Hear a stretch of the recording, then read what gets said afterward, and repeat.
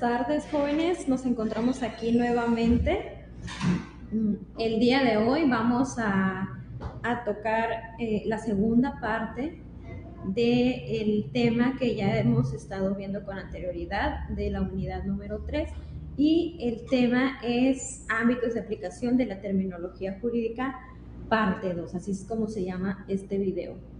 Les recomiendo, jóvenes, que se suscriban. Si no se han suscrito al canal de su universidad, les recomiendo que se suscriban, que participen, por favor. Estamos en vivo y ustedes pueden hacer las preguntas que sean necesarias para su mejor comprensión, Ok, vamos a dar inicio con nuestro primer tema. Nuestro primer tema se llama normas jurídicas, constitución, leyes, códigos, reglamentos, decretos, oficios. Así es como se llama y, bueno, como les comenté, pertenece a la unidad número 3, ¿no? De los ámbitos de aplicación. La materia es lexicología. Y, ok, empezamos con nuestro primer término, que es normas jurídicas, ¿no? Lo que aquí se pretende es dar un concepto, ¿no? Conocer lo que son cada una de estos términos. El primero es normas jurídicas. Una norma jurídica es un mandato o regla que tiene como objetivo dirigir el comportamiento de la sociedad. Hemos visto que el derecho es el conjunto de estas normas, ¿no? ¿Para qué? Para salvaguardar los derechos, para regular la conducta externa del hombre, ¿no? Porque si bien es cierto, tenemos conductas externas y conductas internas, pues a las que el derecho le importa, ¿no? A las que el derecho le toca dirimir es todas aquellas conductas externas. Por aquí vemos unas características de estas normas jurídicas, que son 3. Una de ellas es que son heterónomas, bilaterales y coercibles. Estas son las 3 características. Realicen apuntes. ¿Por qué? Porque todo esto va a venir en el examen. Son temas muy sencillos, pero que se necesita estar en constante estudio, ¿no? Ok, ¿a qué nos referimos cuando hablamos que las normas son heterónomas? Bueno, eso quiere decir que son impuestas por personas ajenas a el que debe someterse a ellas. O sea, el gobierno o la autoridad competente las crea para que las cumpla otra persona, que en este caso sería la sociedad, ¿no? Seríamos los ciudadanos. Otra de sus características es que son bilaterales. ¿A qué nos referimos con bilaterales? Pues que tiene 2 partes, ¿no? Bueno, o que se conforma de 2 partes, ¿no? Uno, el que cumple con el que debe cumplir con esta norma, y el otro exige ese cumplimiento. En este caso, la autoridad, el Estado, exige este cumplimiento, y ¿quién la debe de cumplir? Los ciudadanos, ¿no? La tercera característica de las normas jurídicas es que es coercible, ¿no? ¿A qué nos referimos con coercibles? A que este cumplimiento de estas normas no es si queremos cumplirlas. Se nos puede obligar por medio de sanciones, y a eso nos referimos con el carácter coercible de las normas jurídicas. Recordemos que hay muchos tipos de normas, ¿no? Existen las normas jurídicas, las normas religiosas, normas morales. En este caso estamos hablando de las normas jurídicas, y las normas jurídicas son coercibles, son obligatorias. ¿Y qué pasa si no cumplimos con estas normas jurídicas? El Estado nos puede obligar de algunas maneras, ¿no? Ok, la clasificación de estas normas jurídicas. Aquí en la diapositiva les aparece NJ. Esta NJ vamos a tomarlo, ponerlo ahí como que significa normas jurídicas. ¿Cuál es esta clasificación? Primeramente, que son normas imperativas y normas dispositivas, perdón. Normas imperativas se refiere a que obligan a todos los individuos con independencia de voluntad. Esa es para todos, ¿no? O sea, imperativa, ¿a qué se refiere? ¿A qué nos referimos con imperativo? Imperante, ¿qué es imperante? Que alguien te está mandando a hacerlo y tú lo tienes que hacer sin importar, vaya, tu voluntad, ¿no? Tengo que pagar impuestos, no quiero pagar impuestos, no se puede. O sea, todos tenemos que cumplir con esa normatividad. Y por otro lado, normas dispositivos. ¿A qué nos referimos con esto? Que los individuos pueden modificarlas o eliminarlas a su propia voluntad. Como qué tipo de normas. Les he comentado con anterioridad que un ejemplo puede ser nuestro derecho a sufragiar, ¿no? Que también es una obligación, pero nosotros podemos decidir si vamos a emitir nuestro voto o si no vamos a emitirlo, ¿no? Nadie va a ir a tu casa, ni te van a sacar de tu casa y órale, váyase a votar, ni tampoco te van a poner una sanción, ¿no? Es una obligación y es a la vez un derecho y podemos eliminarlo a nuestra propia voluntad, aunque sabemos que es un deber, ¿no?, que tenemos como ciudadanos. La otra clasificación de estas normas jurídicas es las que pertenecen al derecho común o al derecho especial. ¿A qué nos referimos con el derecho común? Que son normas creadas para la totalidad de las personas. Nadie está exentado, ¿no? Pues sí, nadie está exento de cumplirlas. Todos tenemos que cumplirlas y a eso nos referimos cuando hablamos de normas del derecho común. Por aquí tenemos ahí dentro de ese mismo clasificación las normas del derecho especial. Las del derecho especial son normas creadas para una determinada clase de personas o cosas, como cuáles. También les mencioné, por ejemplo, las normas que son para los servidores públicos, ¿no? Esas normas no tenemos que cumplir todos con ellas, porque no todos encajamos en pertenecer al servicio público, ¿no? Esas normas son exclusivamente para aquellos servidores públicos, ¿no? Otra de estas clasificaciones es que pueden ser rígidas o equitativos, equidad. Nos referimos a rígidas a los casos contemplados sin ninguna matización. ¿A qué nos referimos con esto? Pues a que no podemos, o sea, la norma es objetiva y en ese sentido es en el que la vamos a aplicar. Equidad permite matización en función de cada caso concreto, como que nosotros le podamos dar un sentido diferente a esa norma, ¿no? Depende del caso concreto en el que vayamos a aplicar esa normatividad. Ok, continuamos y ahora vemos el tema de constitución ahí en sus pantallas. Les mencioné a los de entre semana, los jóvenes de entre semana, la pirámide de Kelsen. Y a los de sábado ya vimos la pirámide de Kelsen en teoría del derecho constitucional. Bueno, si nos remontamos otra vez a esa pirámide, vemos que al principio, en la punta, está la Constitución junto con los tratados internacionales. Pues vamos a ver lo que es la Constitución.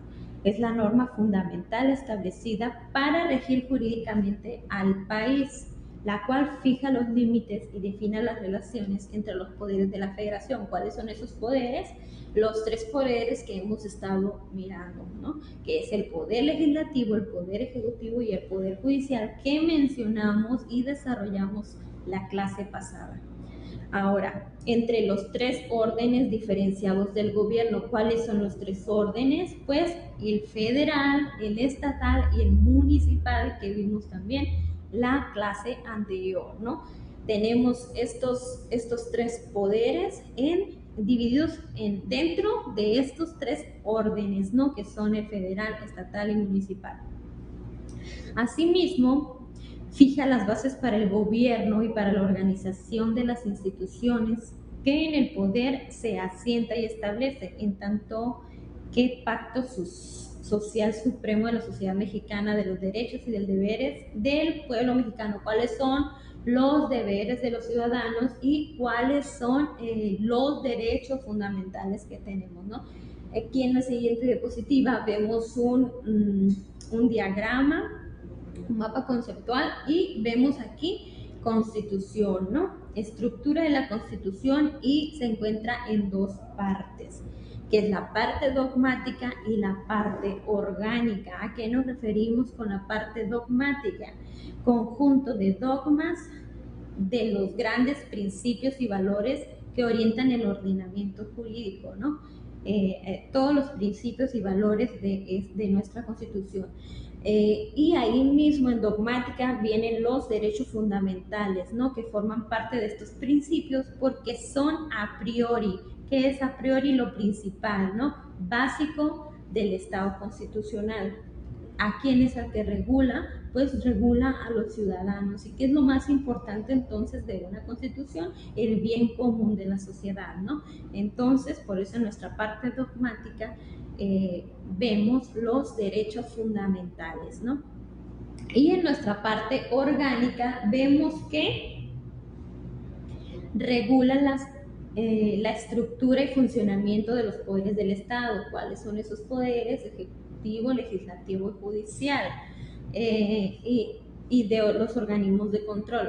Define la división de poderes del Estado en 5 ramas o funciones, ¿no?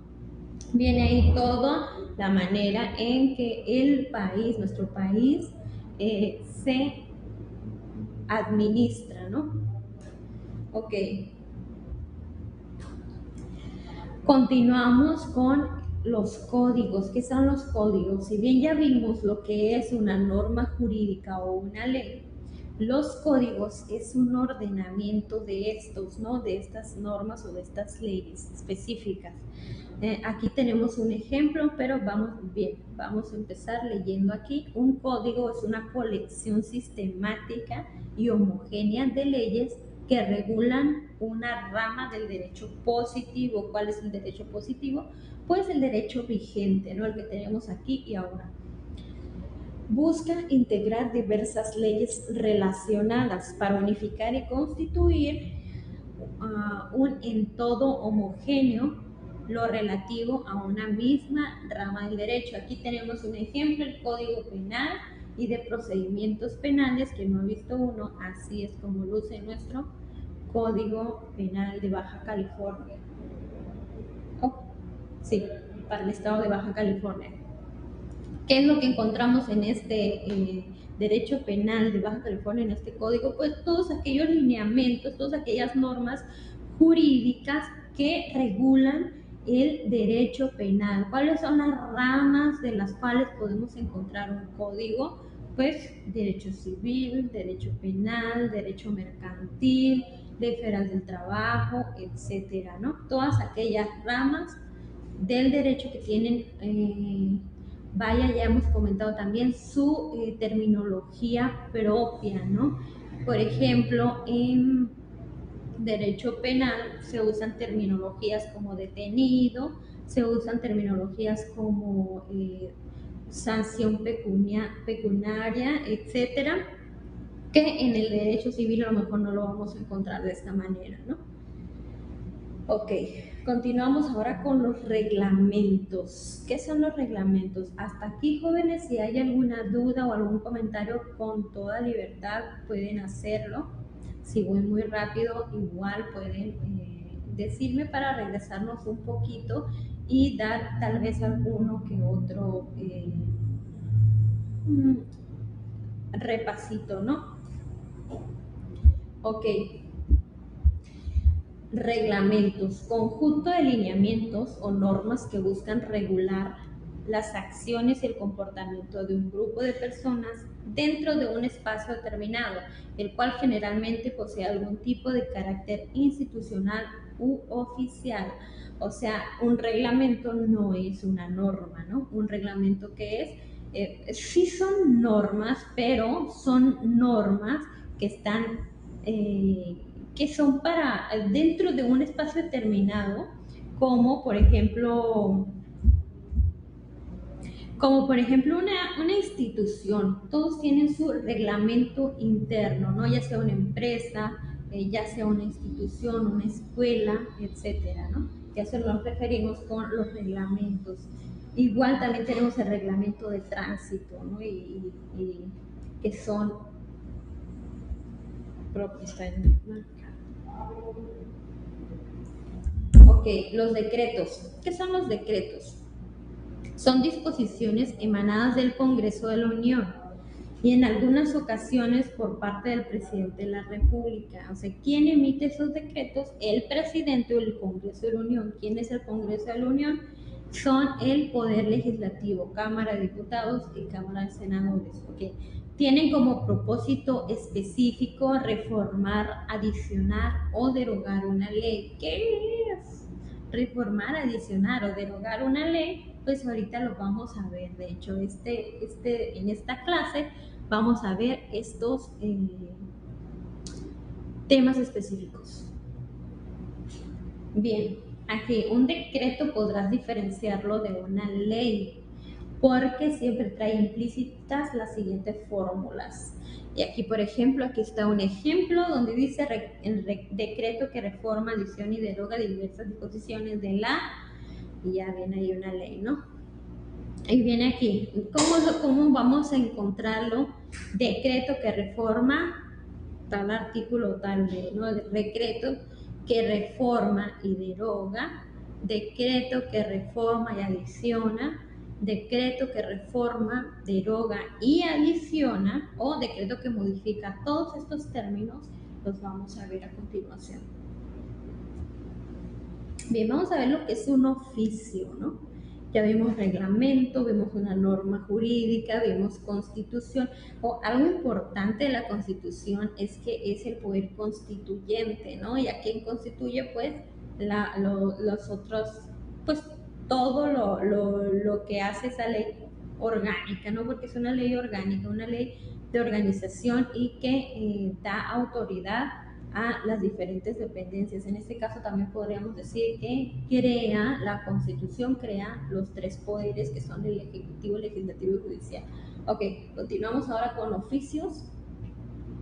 Es la comunicación escrita expedida por los órganos judiciales, la que se realiza para que dichas autoridades judiciales se comuniquen con las otras no judiciales. En el oficio puede ir contenida una mera participación de conocimiento, pero también puede incluir este medio de comunicación.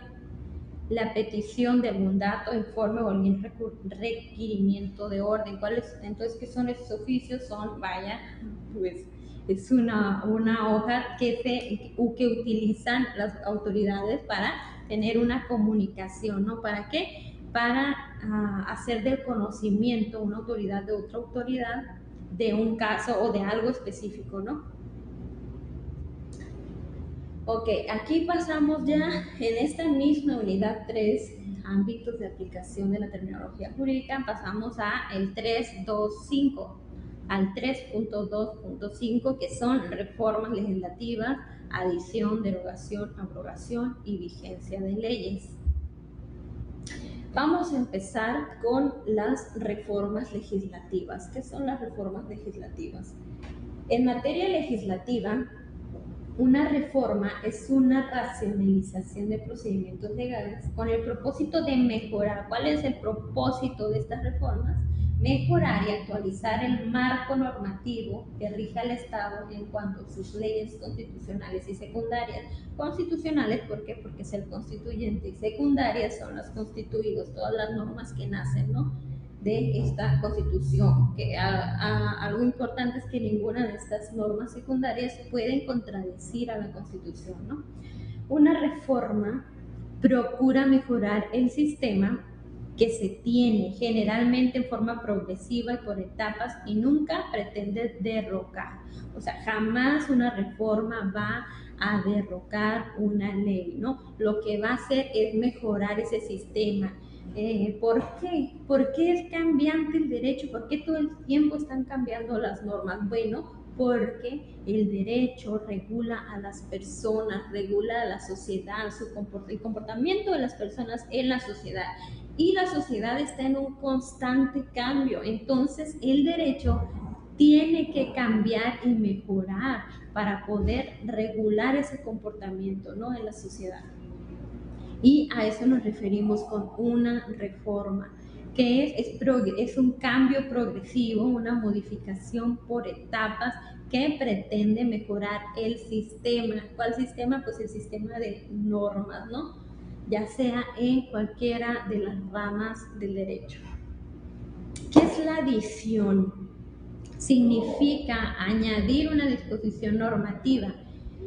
En este caso no existe reforma al texto por no ser necesaria, sino inclusión de una nueva regla que se pone en vigor. Un ejemplo, jóvenes, podría ser, aquí viene iniciativa de reforma a los artículos fulano y mengano y adición al número artículo 267 bis de la Ley del Seguro Social, ¿no? Es también, por ejemplo, se hace un proyecto y se ponen las normas tal cual están y del otro lado es como un cuadro, ¿no? Es un cuadro comparativo y del otro lado se ponen, así quedarían las normas que pretendemos adicionar, ¿no?, o modificar, ya sea en cualquiera de estos supuestos, ¿no? En la adición se puede poner bis o se puede simplemente adicionar un párrafo, ¿no? No modifica, no cambia, no deroga, no elimina, simplemente adiciona, ¿no? Ok, ¿qué es la derogación? Este término es suprimir una norma, ¿no? ¿Qué es una norma? Pues una ley específica. De manera que cesa su vigor y por lo tanto su obligatoriedad. Cuando una ley es derogada, cesa su obligatoriedad. ¿Qué nos referimos que cesa su obligatoriedad? Que ya no estamos obligados a cumplirlo porque está derogada, está eliminada, ¿no? Es el trato que se le da a las leyes cuando se suprime alguna de sus partes, o sea, está el Código Civil y se deroga. Por ejemplo, aquí tenemos ejemplo, artículo 66, punto derogado, punto, y hasta ahí. Un artículo se deroga o una parte o una disposición de una ley, más no toda la ley. Continuamos con la abrogación, que están muy relacionados porque es casi lo mismo, pero diferente, ¿no? La derogación, si bien elimina una parte de una normatividad, la abrogación suprime una ley, un código o una norma jurídica en su totalidad. Y aquí vemos un ejemplo que nos dice leyes federales abrogadas a partir de mayo del 2014, ¿no? Y aquí viene, está en orden alfabético y aquí tenemos en primer lugar, número 1, Código Federal de las Instituciones y Procedimientos Electorales. Aquí ya sabemos que esa normatividad o ese código existió, pero fue abrogada en 2008.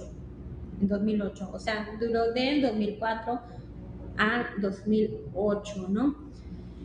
Y, ok, a eso nos referimos. Entonces, que la abrogación elimina por completo. ¿Cuál podría ser? Pues que es simplemente una normatividad que pues simplemente no se utiliza, no es necesaria o que contradice a la Constitución, ¿no? Que contradice nuestros derechos fundamentales. Bien.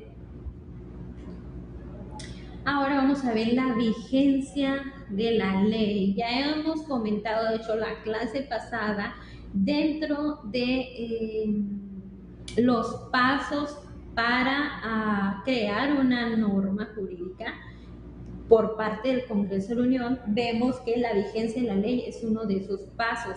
¿Y en dónde se encuentra? Al final, no es lo último para crear una norma que no vamos a entrar en detalles porque ya los conocemos. Ahora, vigencia de la ley, calidad de vigente, obligatoriedad de un precepto legislativo de la orden de una autoridad competente, perdón. O sea, es la obligatoriedad, ¿por qué? Porque está en vigencia ahorita, ¿no? Aquí y ahora está vigente y por lo tanto estoy obligado a cumplirlas, ¿no?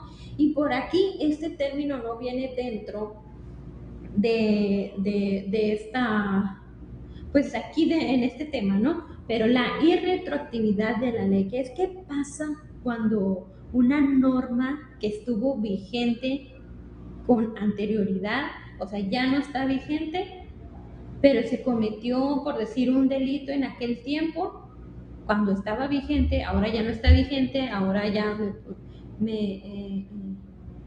ahora ya se puede hacer una denuncia. ¿Qué es lo que pasa aquí? A ver, vamos a leer un poquito de retroactividad de la ley.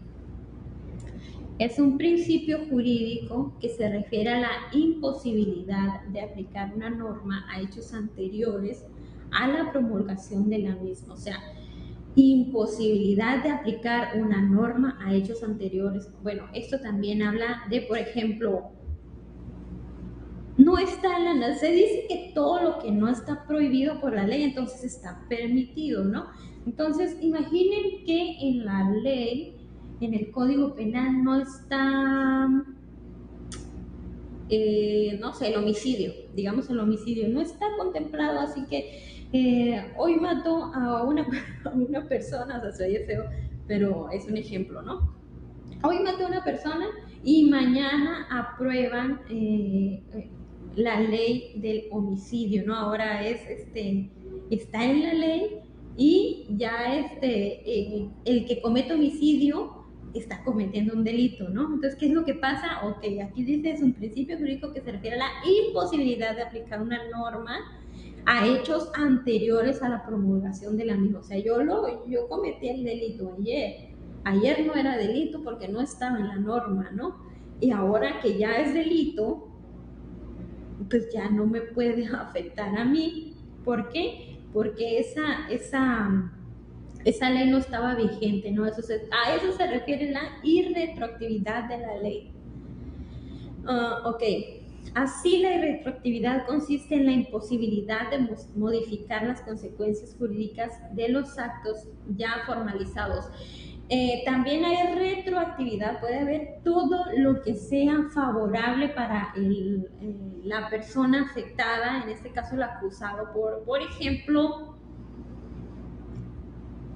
yo cometí el delito hace 3 años, estoy cumpliendo una condena de 4 años, ya llevo 3. Y se crea una nueva norma jurídica donde ahora los que cometieron ese delito pueden salir en 3 años. Pero yo estoy cumpliendo mi condena y todavía me falta un año más. ¿Qué es lo que pasa aquí? Aquí sí hay retroactividad. ¿Por qué? Porque todo lo que te sea benéfico para en una norma jurídica, eso sí se puede aplicar. Otra cosa, no se aplica por automático, ¿no? Tienen que pedirlo. ¿Por medio de qué? Pues por medio de su abogado, ¿no? El abogado es el que va a hacer ese trámite. Óyeme, mi cliente está pagando una condena de 4 años, pero ahora aquí en la nueva norma ya bajó y ahora ya son 3 años, entonces él ya cumplió su sentencia, él ya puede salir, ¿no? Es un ejemplo. Ok, ¿qué más tenemos por aquí? Ya terminamos, jóvenes, la clase estuvo muy sencilla de entender, queda grabada para cualquier duda que tengan, y si este video no les responde las dudas o sus cuestionamientos, entonces estoy disponible por medio de WhatsApp. No sé si por ahí hay algún comentario o alguna duda.